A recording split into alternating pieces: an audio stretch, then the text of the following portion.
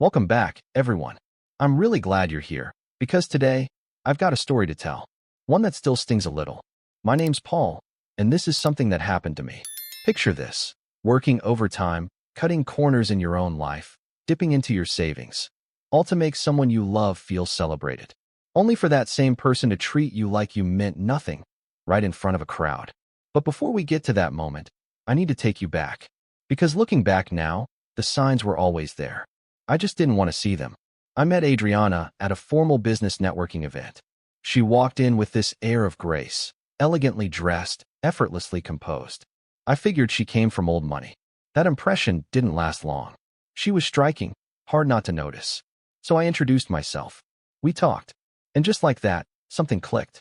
What started as a professional connection slowly turned into something more. We didn't rush into dating. A few months passed before we made things official. That's when the polished surface started to crack. Adriana began to open up. Turns out, her family wasn't wealthy anymore. They were immigrants who had once lived comfortably, until a financial crash turned everything upside down. Her father had been a savvy investor, a businessman. But when the market collapsed, so did their fortune. Practically overnight, they were drowning in debt. Adriana was working as a marketing executive at an agency.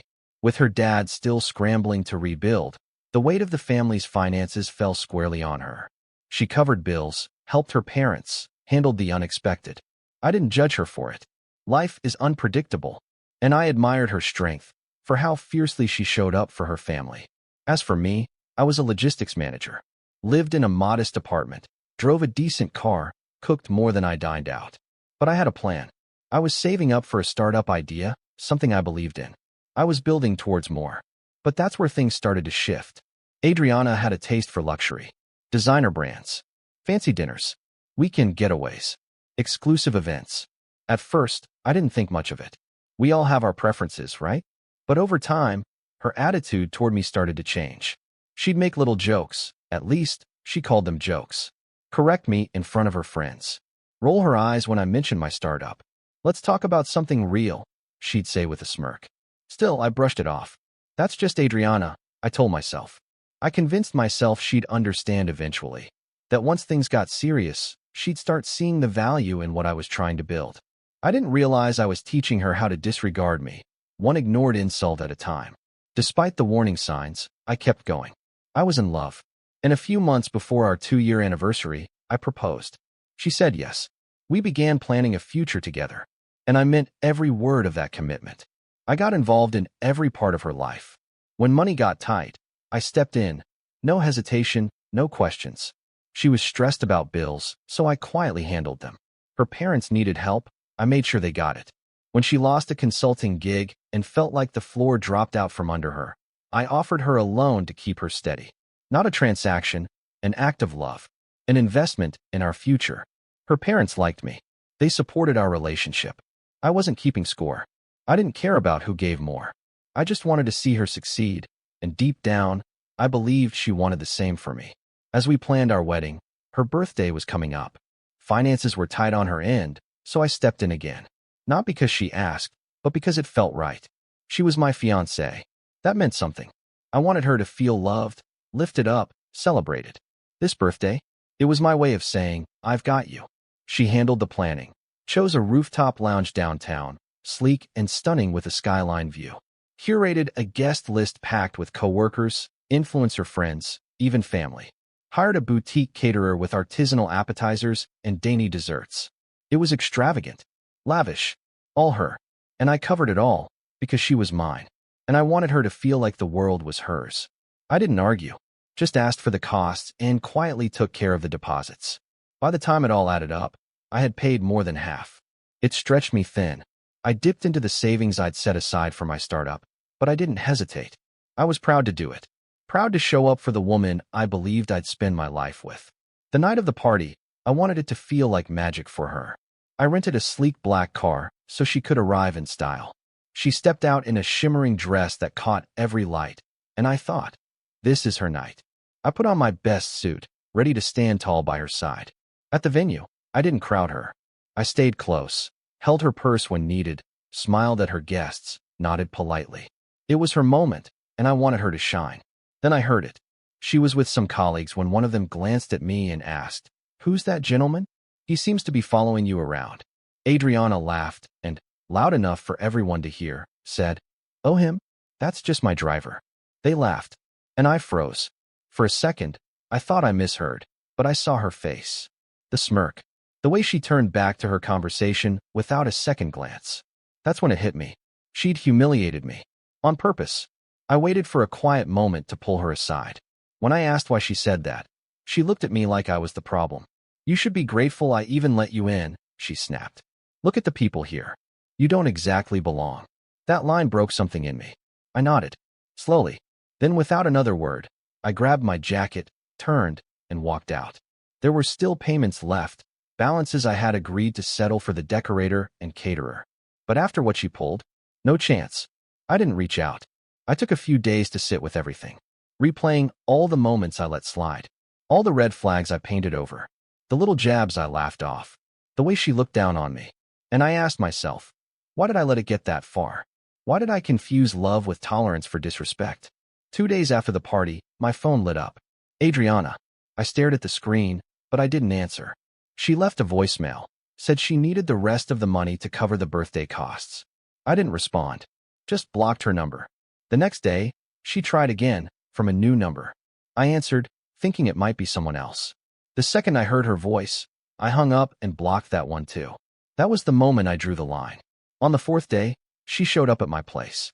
I watched her through the peephole, waiting, knocking, but I didn't open the door.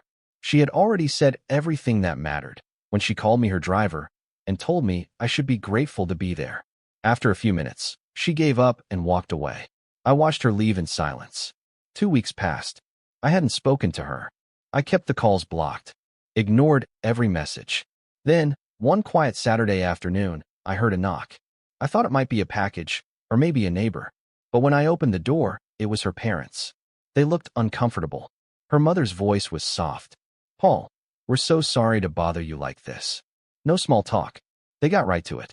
Adriana had told them I stormed out for no reason. But they didn't believe her. A friend of hers had reached out privately, told them the truth. Told them how she called me her driver. They were ashamed. You could see it in their eyes. Her father met my gaze and said, "We didn't raise her to treat people like that." He said they'd noticed her changing, becoming distant, arrogant. "She's lost herself," her mother added. "She's trying so hard to belong in that world, she forgot how to treat the people who actually care." Then they asked me, gently, to reconsider. Not to take her back, just to talk to her. "Maybe hearing from you," her father said, "could bring her back to reality." I listened, really listened, and I appreciated their honesty. It couldn't have been easy, showing up at my door after everything their daughter had done. I respected them for that. But my response was calm and firm. "I'm sorry," I said. "Adriana is in my past. I didn't carry hate in my heart. I'd simply made peace with what happened, and I had no plans of ever going back." They nodded, quietly. No surprise in their eyes. Just a quiet understanding. They thanked me for my time, apologized once more, and left. I stood there for a while after they walked away, watching the street, letting the silence settle in. By the time the birthday party faded into the rear view, I got another call. This time, again, from her parents. The moment I answered, I heard it in her father's voice. Something was wrong. He said Adriana had gotten herself into a serious financial mess. Then came the ask. "Just help her settle this," he said. "We'll take care of the rest." I let him finish. Then I replied, slowly and clearly, "She's no longer my responsibility." There was a pause. He didn't expect how calm I sounded, but I meant every word. After that, the line went dead. Looking back now, I regret only one thing. How long it took me to understand that love without respect is just a slow form of self-destruction. I will never again accept being treated like I'm less than I am. And before I wrap up, I want to leave you with a few lessons, ones I learned the hard way. First, never ignore the little signs. Disrespect doesn't always shout, it whispers. In side comments, in forced laughter, in subtle put-downs masked as jokes. Pay attention. Sometimes, they're telling you exactly how they feel, just not in the way you hoped. Second, don't overextend yourself trying to prove you're worthy of love. Real love doesn't demand proof. It shows up, it respects, and it stands beside you. The more I gave, the more she took. And when I needed her to stand with me, she turned her back. Third, silence can be louder than shouting. Walking away, without drama, without fanfare, is sometimes the loudest, most powerful thing you can do. It says, you don't get to treat me like this. Not out of spite, but out of self-respect. And finally, if someone needs to shrink you just to shine, they're not your partner. That's not love. That's insecurity wrapped in charm.